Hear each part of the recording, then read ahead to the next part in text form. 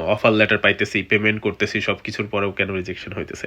আমি তাদেরকে একটু বলবো আপনার ভিসা রিজেকশন হইতেছে মাইগ্রেশনস ওয়ার্কের থেকে। আসসালামু আলাইকুম। অনেক অনেকভাবে আপনারা মেসেজ করতেছেন বা আপনারা জানার চেষ্টা করতেছেন যে ভিসা রিজেক্ট হয়ে যেতে পারে কেন, বা ভিসা রিজেকশন হচ্ছে কেন, অফার লেটার পাইতেছি, পেমেন্ট করতেছি, সব কিছুর পরেও কেন রিজেকশন হইতেছে। আমি তাদেরকে একটু বলবো আপনার ভিসা রিজেকশন হইতেছে মাইগ্রেশনস ওয়ার্কের থেকে। যে সুইডিশ মাইগ্রেশন আছে সেখান থেকে আপনার ভিসা রিজেক্ট হতে পারে। আপনার ভিসা রিজেক্ট হওয়ার পিছনে অনেকগুলা কারণ থাকবে। আপনি অফার লেটার পাইছেন, আপনি পেমেন্ট করছেন, তারপরেও আপনার ভিসা রিজেক্ট হইতে পারে। সো ভিসা রিজেক্ট হওয়ার পিছে বেশ কিছু কারণ থাকবে। সেই কারণগুলো আমি ছোট ছোট করে নোট করছি, আমি আপনাদেরকে একটু একটু করে আমি জানানোর চেষ্টা করি। যে ফার্স্ট হইতেছে যে প্রবলেম দেখা দেয় সেটা হচ্ছে ব্যাংক স্টেটমেন্ট। এটা খুবই কমন। ব্যাংক স্টেটমেন্টে ঝামেলা আছে বলে ওরা ভিসা রিজেক্ট করে দেয় আপনার। সো ব্যাংক স্টেটমেন্টে ঝামেলাটা কি হয়, আপনি একবারে বড় অঙ্কের টাকা যখন আপনি আপনার অ্যাকাউন্টে নেন, ব্যাংক স্টেটমেন্টের জন্য যে মেন অ্যাপ্লিকেন্ট তার নামে ব্যাংক স্টেটমেন্ট হইতে হবে বা ব্যাংক অ্যাকাউন্ট তার নামে হইতে হবে। আপনি যদি বড় অঙ্কের একটা টাকা আপনি যদি আপনার অ্যাকাউন্টে নেন বা ট্রান্সফার করেন, হতে পারে অনেকে লোন নেয়, হতে পারে অনেকে ফ্ল্যাট বিক্রি করে বা অনেকে প্রপার্টি সেল করে দেয়, তারপরে হইতেছে সেই টাকাটা আপনার অ্যাকাউন্টে নেন। সো আমি আপনাদের আবারও বলছি, সুইডেনে যদি আপনি স্টাডি করতে আসতে চান তাহলে আপনার কিছু না হলেও 1 বছর আগে থেকে আপনার প্ল্যান করা উচিত যে আমি সুইডেনে স্টাডি করতে যাইতেছি, সো আমার কি করা উচিত। কেন বলতেছি, কারণ আপনি অক্টোবর নভেম্বর হইতেছে, আপনার হুট করে চিন্তা করতেছেন ওকে ফাইন আমি এখন সুইডেনে যাব, আমি এখন পড়ালেখা করতে যাব।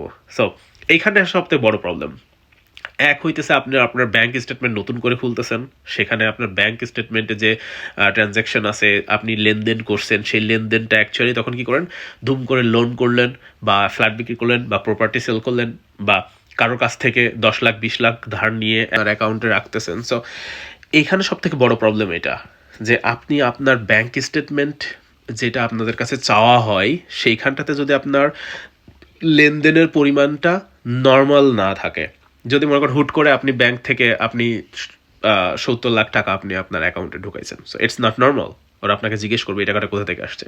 সো এটার জন্য সব থেকে বেশি সেফ আপনারা লোন দেন, প্রপার্টি সেল করেন, ফ্ল্যাট সেল করেন, যা হোয়াটএভার আপনি যা কিছু করেন না কেন, আপনি একটা কাজ করবেন, আপনার যে অ্যাকাউন্ট আপনি দেখাইতেছেন সেই অ্যাকাউন্টে 3 থেকে 4 লাখের উপর আপনি যাবেন না। দরকার হলে প্রত্যেক দিন আপনি টাকাটা আপনার অ্যাকাউন্টে ট্রান্সফার করেন, প্রত্যেক দিন করেন, সেটাও কোনো ফ্যাক্ট না, কিন্তু আপনার সচল একটা অ্যাকাউন্ট থাকতে হবে যেখানে খুবই নর্মাল, ওকে ফাইন আপনি 2 লাখ 3 লাখ আপনি লেনদেন করতেছেন, এইরকম টাইপসের থাকতেছে আপনার। যদি মেন কথা স্টেটমেন্টটা যত বড় হবে, 2 থেকে 3 মাসের একটা স্টেটমেন্ট যদি আপনার ভালোভাবে থাকে, এই পরিমাণ টাকা আপনি লেনদেন করতেছেন, তাহলে আপনার ভিসা রিজেক্ট হওয়ার মতো বা ব্যাংক স্টেটমেন্টের প্রবলেমের কারণে আপনার ভিসা রিজেক্ট হবে না।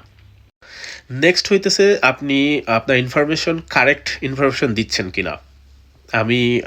আমাকে অনেকেই কিছু কিছু লিঙ্ক পাঠাইছেন, কিছু কিছু ভিডিও পাঠাইছেন বা কিছু কিছু স্ক্রিনশট নিয়ে আমাকে পাঠাইছেন, এবং সেখানে আপনারা ক্লিয়ারলি উল্লেখ করছেন যে দেখেন অফার লেটার পাওয়ার পরেও সেখান থেকে রিজেক্ট হয়ে গেছে। আপনার রিজেক্ট হওয়ার কিছু কমন ইনফরমেশন আপনি ভুল করছেন, যেমন আপনার পাসপোর্টের মেয়াদ অ্যাটলিস্ট 2 বছরের বেশি থাকতে হবে। আপনি পাসপোর্টটা কিভাবে বানাইছেন, আপনি কি কোনো কারোর মাধ্যমে পাসপোর্ট বানাইছেন নাকি নিজে পাসপোর্ট বানাইছেন, এটা বোঝা যায়, এটা এখান থেকে বুঝে। আর তার থেকে বড় কথা হচ্ছে আমাদের অনলাইন পোর্টাল নাই। আমাদের অনলাইন পোর্টালে যে আপনার বার্থ সার্টিফিকেট দেখতে পাবে বা আপনার এনআইডি কার্ড দেখতে পাবে, এরকম কোনো কিছু অ্যাকচুয়ালি এই পোর্টালগুলো আমাদের দেশে নাই, যে কারণে ওরা মাঝে মাঝে কী করে আপনার এনআইডি কার্ডের কপি চাইতে পারে, মাঝে মাঝে বার্থ সার্টিফিকেট চাইতে পারে। আর আমাদের হয় কি, আমরা বার্থ সার্টিফিকেট আমাদের জন্মগ্রহণ করার সাথে সাথে বার্থ সার্টিফিকেট আমরা তুলি না। আমরা বার্থ সার্টিফিকেট তুলি হয়তো 5-এ বৃত্তি পরীক্ষার জন্য বা 8-এ বৃত্তি পরীক্ষার জন্য বা এসএসসির জন্য, এরকম টাইমে আমরা তুলি। সো ওরা একটু কনফিউজ হয়ে যায় যে এখন কেন বার্থ সার্টিফিকেট তুলছো। সো বার্থ সার্টিফিকেটের সময় বা কোনো কিছু চেঞ্জ করতে গেলে বা বার্থ সার্টিফিকেট হারাই গেছে, তখন আমরা এটাকে তুললে এখানে কপিড লেখা থাকে মাঝে মাঝে বা এখানে কারেক্টেড লেখা থাকে। সো এই জিনিসগুলো সব থেকে ভয়াবহ, এবং আপনার একটা ভ্যালিড এক্সপ্লেনেশন থাকতে হবে যে কেন আপনার এইখানে কপিড বা কারেক্টেড লেখা আছে বার্থ সার্টিফিকেট যদি চাই সেগুলোতে। এরপরে আসছে হচ্ছে নকল ব্যাংক স্টেটমেন্ট থেকে আপনারা দূরে থাকবেন। ব্যাংক স্টেটমেন্ট রিয়েল হইতে হবে, সার্টিফিকেটগুলো রিয়েল এবং অ্যাটাচড হইতে হবে। যে তথ্য প্রোভাইড করতেছেন এদের কাছে, সেই তথ্যর সঙ্গতিপূর্ণ হইতে হবে বা সেই তথ্যগুলা রিয়েল হইতে হবে। এরপরে হচ্ছে আবেদন দেরিতে করবেন না। অনেকেই আমরা লেট করি, যে কোনো কারণে লেট হয়ে যায়। লেট করলে অ্যাকচুয়ালি হ্যাঁ, কথা আছে লেট করলে দেরি হয়ে যায়, এরকম আর কি ব্যাপার। সে কোর্সের খুব কাছাকাছি সময়ে রিজেক্ট হয়ে যায়। অনেকে আমার কাছে কোশ্চেন করছেন যে ভাইয়া অফার লেটার তো অনেকেই পায়, বাট সবাই তো এখানে অ্যাডমিশন হয় না। হ্যাঁ, এটা সত্য কথা। আপনি যদি আপনার বাংলাদেশের ইউনিভার্সিটির কথাও চিন্তা করেন, সেখানে কিন্তু যে পরিমাণ সিট তার থেকে বেশি পরিমাণ অ্যাকচুয়ালি নেওয়া হয়, যেগুলো ওয়েটিংয়ে থাকে, আমরা বলি মেরিট লিস্টে থাকে, ওয়েটিংয়ে থাকে, এরকম টাইপসের। সো যদি কোনোভাবে অনেকেই আছে কি এক ইউনিভার্সিটিতে বা 2-3টা ইউনিভার্সিটিতে পাইছে, দেন হয়নি, আপনি জিনিসটা ভালোভাবে বুঝবেন। সো এই কারণে অফার লেটার অনেকেই পাইতে পারে, কিন্তু লাস্ট পর্যন্ত অ্যাকচুয়ালি সবাই নাও হতে পারে সেখানে। বাট এইরকম না যে হ্যাঁ এমনি অফার লেটার দিতেছে, এদের ইনকাম সোর্স হাবি যাবি, এই সমস্ত কোনো কিছু না। আপনি যদি ভর্তি না হইতে পারেন, আপনার যদি কোনো প্রবলেম থাকে, তাহলে আপনি সেখান থেকে তো অবভিয়াসলি টাকা ব্যাক পাচ্ছেন বা যা কিছু আছে। এখানে কোনো উল্টাপাল্টা করার টাইম নেই বা উল্টাপাল্টা করার কোনো ইস্যু নেই এদের মধ্যে। পর যেটা থাকতেছে সেটা হইতেছে স্পন্সর বা ফান্ডিং। আপনি যদি কেউ যদি আপনাকে স্পন্সর করে বা আপনাকে ফান্ড দেওয়া হয়, তাহলে সেই স্পন্সরের ইনকামের ডিক্লারেশন থাকতে হবে। এবং যদি তার কোনো বিজনেস থেকে থাকে বা কোনো বিজনেস থেকে আপনাকে যদি স্পন্সর করা হয় বা কোনো ফান্ডিং দেওয়া হয়, তাহলে সেটার প্রপার পেপারস আপনার থাকা লাগবে এবং ট্যাক্স ডকুমেন্টটা সেখানে আপনার থাকা লাগবে। যদি কেউ করে, যদিও এটা খুবই কম হয়, স্পন্সর বা ফান্ডিং আমাদের খুবই কম হয়, এটা নর্মাল হয় না, খুবই কম। যদি কেউ করে থাকে তাহলে এই জিনিসগুলো থাকতে হবে। এই জিনিস না থাকলে তাহলে সেখান থেকে আপনার রিজেকশন হবে। স্টাডি গ্যাপ হতেই পারে, আপনি বুড়ো বয়সে এখানে পড়তে আসতে পারেন। এইখানে এমনও স্টুডেন্ট আছে 75 বছর বয়সেও পড়ালেখা করতেছে। সো স্টাডি গ্যাপ এটা কোনো ফ্যাক্ট না, বাট আপনার একটা ভ্যালিড কারণ থাকা লাগবে যে আপনি কেন স্টাডি গ্যাপ দিচ্ছেন। আপনি যদি জবের জন্য স্টাডি গ্যাপ দিয়ে থাকেন, তাহলে আপনার সেইখানটাতে ক্লিয়ার করতে হবে যে হ্যাঁ আমি এই জব করছিলাম এতদিন থেকে এতদিন পর্যন্ত বা এত বছর থেকে এত বছর পর্যন্ত, এই কারণে আমি স্টাডি করতে পারি না, এখন স্টাডি করতেছি। সো আপনার যদি রিয়েল পেপার থেকে থাকে স্টাডি গ্যাপের, তাহলে আপনি সেটা দিতে পারেন, সেখানে কোনো প্রবলেম হবে না। এবার যেটা মোস্ট ইম্পর্ট্যান্ট, এবং এইটা আমি বলবো যে এটা আপনার ভিসা পাওয়ার মেরুদণ্ড, সেটা হইতেছে আপনার স্টেটমেন্ট অফ পারপাস, আমরা যেটা এসওপি নামে আমরা চিনি। এইটা যদি দুর্বল হয় বা এটা যদি পিওর না হয়, তাহলে আপনার ভিসা রিজেকশনের হার 90%। আচ্ছা, এটার দিকে একটু খেয়াল করা উচিত। এইখানে যে যে জিনিস আপনি সব থেকে আগে বেশি ক্লিয়ার করবেন, সেটা হইতেছে কি, আপনি স্টাডির জন্য সুইডেনকেই কেন বেছে নিছেন। ফার্স্ট অফ অল, আপনি সুইডেনকে কেন স্টাডির জন্য বেছে নিছেন, এটার একটা ভালো অ্যান্সার আপনাকে করতে হবে। 2 হইতেছে ফিউচারে আপনি কি করবেন। আপনি কি ফিউচারে সুইডেনে থেকে যেতে চান, নাকি সুইডেনে আপনি কি করতে চাচ্ছেন, নাকি আপনি পড়াশোনা শেষে দেশে ফিরে আসতে চান, পড়াশোনাটাই আপনার কাছে ইম্পর্টেন্ট কি না। সো এইটা একটা ব্যাপার। আর একটা ব্যাপার হইতেছে, যখন আপনি এই আপনার স্টেটমেন্ট অফ পারপাসটা লিখবেন, তখন আপনার আগে কি সাবজেক্টে আপনি পড়ালেখা করছেন এবং কি সাবজেক্টে পড়তে আসতে চাচ্ছেন, এটার জন্য একটা মিল থাকা উচিত। এটা একটা মিল থাকা এখানে প্রয়োজন আছে। সো এইগুলো দিয়ে আপনি স্টেটমেন্ট অফ পারপাস বা এসওপিটা আপনি ভালোভাবে ক্লিয়ার করবেন। আমি আবারও বলছি, এটা যদি আপনার ক্লিয়ার না থাকে, এটার যদি পারপাসটা আপনি ঠিকঠাক না দেন, তাহলে আপনার ভিসা রিজেক্ট হয়ে যেতে পারে। সো যেটা আমি একটু আগে আপনাকে বললাম যে পড়াশোনার সাথে মিল নেই, মনে করুন কোর্স মিসম্যাচ বলে, যেটা আপনাকে যখন রিজেক্ট করবে তখন আপনাকে লিখে দেবে রিজেক্টের কারণ হচ্ছে কোর্স মিসম্যাচ। সেটা কীরকম, আপনি মনে করেন বিএ কমপ্লিট করছেন, কিন্তু আপনি অ্যাপ্লাই করছেন আইটিতে, বা আপনি অ্যাপ্লাই করছেন বা মাস্টার্স করতে চাচ্ছেন ইঞ্জিনিয়ারিংয়ের উপরে। সো এতে নর্মালি কি সন্দেহ হয় যে আপনি অ্যাকচুয়ালি পড়তে আসতে চাচ্ছেন না, আপনি এখানে এসে অন্য কিছু করতে চাচ্ছেন, জব করতে চাচ্ছেন বা অন্য কোনো দেশে ঢুকে যেতে চাচ্ছেন সুইডেনের মাধ্যম দিয়ে। সো এটা ইজি জিনিস। আরেকটা ব্যাপার হইতেছে, আপনার যদি ভিসা হিস্ট্রি যদি খারাপ থেকে থাকে, মনে করেন আপনি কখনো সেনজেন কান্ট্রি বা ইউরোপ থেকে আপনি আগে কখনো রিজেক্ট হয়েছেন, আপনি যদি আগে রিজেক্ট হয়ে থাকেন, তাহলে আপনার রিজেক্ট, এটা আবার রিজেক্ট খাবেন আপনি যত যাই করেন এখানে। হেলথ ইন্স্যুরেন্স, আপনারা অনেকবার জিজ্ঞেস করছেন হেলথ ইন্স্যুরেন্স কীভাবে লাগে। অ্যাকচুয়ালি হেলথ ইন্স্যুরেন্স লাগে, ডিপেন্ড করে ইউনিভার্সিটির উপরে, আর তার থেকে বেশি ডিপেন্ড করে হইতেছে যে আপনি যদি 1 বছর বা 1 বছরের কম কোনো কোর্স নিয়ে আসেন, কোনো প্রোগ্রাম, মনে করেন আপনার প্রোগ্রাম যদি 1 বছরের হয়ে থাকে, তাহলে অবভিয়াসলি আপনার হেলথ ইন্স্যুরেন্স দেখাইতে হবে। এবং যদি কেউ 2 বছরের জন্য আসেন, তাহলে সেইখানটাতে হেলথ ইন্স্যুরেন্স নর্মালি লাগে না, সেটা কভার করে দেয় ইউনিভার্সিটি ওইগুলো থেকে। আর কিছু কিছু ক্ষেত্রে লাগে, বাট আপনি যখন আপনার অফার লেটার পাইছেন আপনি সেখানে ভালোভাবে চেক করে দেখলে বুঝতে পারবেন যে আসলে কোন কোন জায়গাটাতে আপনার লাগবে এবং লাগবে না। আহ, পরের স্টেপটা হচ্ছে আপনার কি ফিউচার ইন্টেনশন। আপনার ফিউচার ইন্টেনশনটা কি আপনি, আর এই জিনিসটা দেখে অ্যাকচুয়ালি সুইডিশ মাইগ্রেশনটা অনেক বেশি করে দেখে এবং খুব ডিপলি ওরা চেক করে যে আপনি এখানে পড়াশোনা করে আপনি চলে যেতে চাচ্ছেন, দেশে ফিরবেন, নাকি আপনি এখানে অবৈধভাবে থাকার চেষ্টা করবেন, না অ্যাকচুয়ালি আপনার ইন্টেনশনটা কি, আপনার যে স্কলারশিপ নিতে চাচ্ছেন বা আপনি এখানে পড়তে আসতে চাইতেছেন, এই যে টাকা খরচ করে সেলফ ফান্ডে আপনি পড়তে আসতে চাচ্ছেন, আপনার ইন্টেনশনটা কি আছে।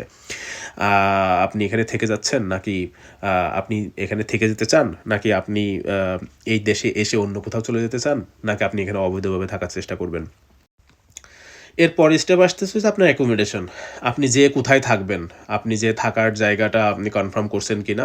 আমি লাস্ট ভিডিওতে আপনাদেরকে বারবার ক্লিয়ার করছিলাম যে ইউনিভার্সিটির ওয়েবসাইটে যেয়ে আপনি সেখানে ইউনিভার্সিটি হাউজিংয়ে আপনি অ্যাপ্লাই করে দিবেন।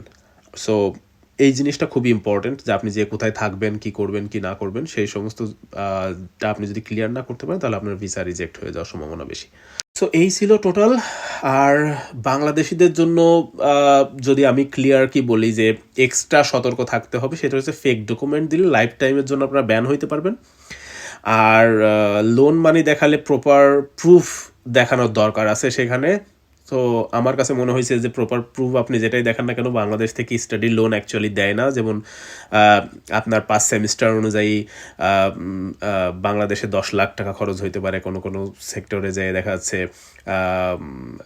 কোনো কোনো সেক্টরে দেখা যাচ্ছে যে 11 লাখ খরচ হইতেছে, কোনো কোনো ক্ষেত্রে 9 লাখ খরচ হইতেছে। সো এইটা একটু ডিফিকাল্ট। সো আমাদের বাংলাদেশ থেকে এরকম কোনো লোন দেয় না, স্টাডি লোন, এত বড় কোনো স্টাডি লোন দেয় না। সো লোনেরটা আমিও আপনাদেরকে বললাম যে আপনি অন্য কোথা থেকে যদি করেন, অন্য কোনো অ্যাকাউন্টে নিয়ে আপনি আপনার অ্যাকাউন্টে, যে অ্যাকাউন্ট আপনি শো করবেন সেই অ্যাকাউন্টে 3 থেকে 4 লাখ করে আপনি প্রত্যেক দিন দরকার হলে আপনি ট্রান্সফার করেন। আর ট্রান্সফার করে আপনি হচ্ছে আপনার অ্যাকাউন্টের সেই স্টেটমেন্টটা আপনি এখানে জমা দেন। আমি আবারও বলছি, সুইডেনে যদি আপনারা স্টাডি করতে আসতে চান আপনাদের লং টার্ম একটা প্ল্যান থাকা উচিত। আপনি 1 বছর আগে থেকে আপনারা একটা প্ল্যান নেন, প্ল্যান করে তারপর আপনারা এখানে অ্যাডমিশনের জন্য রেডি হবেন। আর হুটহাট যদি আপনার মনে হয় যে হ্যাঁ আমাদের কাছ থেকে এটা চাইতেছে কেন, আমাদের কাছ থেকে ওইটা চাইতেছে, এটা চাইতেছে কারণ ওরা প্রবলেম বের করছে। আপনার যদি প্রবলেম না থাকে আপনার রিজেক্ট করবে না। আপনার কি মনে হয় যে এত ভালো ইউনিভার্সিটি, এত বড় বড় ইউনিভার্সিটিগুলো জাস্ট সামান্য 1 লাখ টাকা, যেটা এদের কাছে মাত্র 8,000 ক্রাউন, 60,000 ক্রাউনের জন্য এত বড় ফল্ট করবে বা এত বড় একটা ইস্যু তারা ঘাড়ে নিবে না। সো আপনি আপনার জায়গা থেকে পেপারসগুলো ক্লিয়ার করেন। অনেকেই আমি বলতে শুনছি যে হ্যাঁ আমি স্টাডি করতে যাইতেছি, সেখানে আমার সার্টিফিকেট দেখার, মানে সেখানে আমার বার্থ সার্টিফিকেট দেখার কি দরকার আছে, ঠিক আছে এতগুলা টাকা দিয়ে আমি অ্যাপ্লিকেশন করলাম, আমাকে অন্তত পক্ষে ফিঙ্গারপ্রিন্ট বা ভাইবা পর্যন্ত নিত। আপনি বুঝতেছিলেন না ব্যাপারটা। যেখানে আপনার গোড়াই গলদ আছে সেখানে আপনাকে তো বেশি দূর পর্যন্ত টানবে না। এখন কথা হচ্ছে কী করলে আপনার ভিসা রিজেক্টের হার কমবে এবং আপনার অ্যাপ্রুভাল চান্স বাড়বে। সেটার জন্য এই যেগুলো বললাম এগুলো না করবেন, যেগুলো করতে না করলাম এগুলো না করবেন, এবং যেগুলো করতে বললাম এগুলো বেশি করে করবেন। তারপরে আমি একটা ছোট করে আপনাদের বলে রাখি, সেটা হইতেছে যে আমি যদি সামারি বলি তাহলে আপনাকে আমি বলবো যে নিজের নামে ক্লিয়ার ব্যাঙ্ক অ্যাকাউন্ট রাখবেন, এবং সেটা যদি আপনার 4 থেকে 5 মাসের পুরাতন হয় সেটা সব থেকে বেশি ভালো হয়, এবং সেখানে লেনদেনগুলো আপনারা একটু ক্লিয়ারলি করবেন। এরপরে একটা হচ্ছে স্টেটমেন্ট অফ পারপোজ, যেটা এসওপি, স্ট্রং একটা এসওপি লিখবেন। সেখানে আপনি ক্লিয়ার করবেন আপনি সুইডেনে কেন আসতে চাচ্ছেন এবং আপনার পারপোজ কি, অ্যাকচুয়ালি সুইডেনে যাওয়ার কারণ কি, সুইডেনে যাওয়ার কি গোল আপনার। এটা স্টাডি গ্যাপ থাকলে আপনি প্রপার এক্সপ্লেনেশন দিবেন আপনার এই কারণে আপনার স্টাডি গ্যাপ হয়েছিল, বা এটা আমি জব করলে সেই জবের আপনি পেপারসগুলো সেখানে সাবমিট করতে পারবেন। কোর্স যেন আপনার ব্যাকগ্রাউন্ড অনুযায়ী হয়, আর সব ডকুমেন্টগুলো 100% জেনুইন রাখবেন, আর পারলে সেটা ফরেন মিনিস্ট্রি অ্যাটাচ করে রাখবেন। আমার মনে হয় সেটা সব থেকে বেশি সেফ। সো আরও যদি কোনো কোশ্চেন থাকে আপনি আমাকে কমেন্টে জানাইতে পারেন, বা আমার এখানে নাম্বার দেওয়া থাকবে, আপনি আমার সঙ্গে যোগাযোগও করতে পারেন। আর যারা উপসালাতে আসছেন ইউ আর মোস্ট ওয়েলকাম। আমি অবভিয়াসলি আপনাদের জন্য দোয়া করি যেন আপনাদের ভিসার অ্যাপ্রুভ হয়ে যায় এবং আমাদের দেখা হোক। আহ, এই পর্যন্তই। যদি কোনো কোশ্চেন থাকে বা কোনো কিছু থাকে আপনি আমাকে কমেন্টে জানাইতে পারেন। ততক্ষণ পর্যন্ত দেখি কি হয়। ভালো থাকবেন।